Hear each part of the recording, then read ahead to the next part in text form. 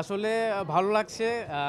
Nominated হয়েছি মোস্তফা সরোয়ার ফারুকীর something like an autobiography, ওইটার পোস্টার ডিজাইনার আমি ছিলাম। সো পোস্টার ডিজাইনের আসলে জার্নিটাও খুব মজার ছিল। হঠাৎ করে ফারুকী ভাই একদিন কল করলো যে অনিল আসো আমার অফিসে। আমি গেলাম ছবি আলে। তো হুটহাট করে কাজটা করা এবং অনেক সময় নিয়ে কাজটা করা। কাজটা দেশের বাইরেও অনেক জায়গায় প্রশংসিত হয়েছে।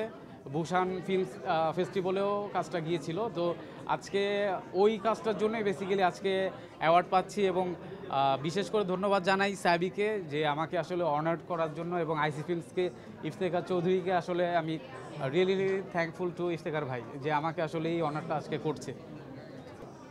আসলে আমরা এর আগেও সেলিব্রিটি রিলেটেড যত ইভেন্টগুলো হয় আমরা চেষ্টা করি আমরাই ওইগুলো করার। এর আগে আমরা সিসিএল করেছি, সেলিব্রিটি ফুটবল মেনিয়া করেছি।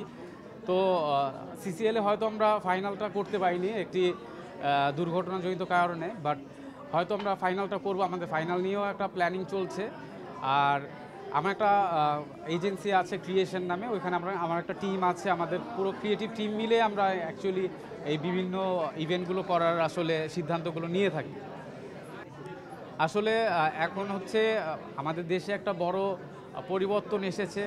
আমরা চাই আমাদের সিনেমা জগতেও আসলে পরিবর্তন আসুক, ভালো ভালো কন্টেন্ট আসুক, ভালো ভালো সিনেমা নির্মাণ হোক, যেন হলিউডের সাথে এবং বলিউডের সাথে এবং সাউথের যে বড় বড় ছবিগুলোর সাথে যেন আসলে টক্কর মেরে আমাদের বাংলা সিনেমাগুলো হলে অনেক দিন ধরে চলতে পারে এবং আমাদের এই সিনেমা শিল্পটা যেন মুখ থুবড়ে না পড়ে, এটাই আসলে আমার চাওয়া।